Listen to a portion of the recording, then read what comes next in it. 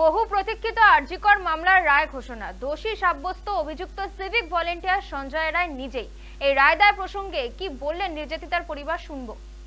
বিচারককে ধন্যবাদ দেওয়াটা আমার বিচারক যেভাবে আমাদের এই ব্যাপারটাকে দেখেছেন আমরা তার জন্য খুবই ওনাকারী কৃতজ্ঞ। সঞ্জয়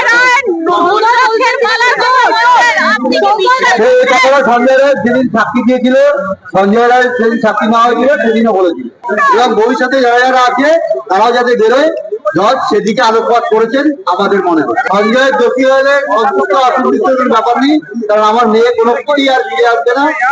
আমার যা গেছে সেটা আমারই গেছে। সবাই আমাদের সহযোগিতা করছে এবং বিচারটা ভালোভাবে পাইয়ে দেওয়ার জন্য চেষ্টা করছে, তার জন্য সবার কাছে আমি কৃতজ্ঞ। সবাই ঘটনার সঙ্গে যুক্ত সঞ্জয় মৃত্যুদণ্ড চাইছেন অবশ্যই।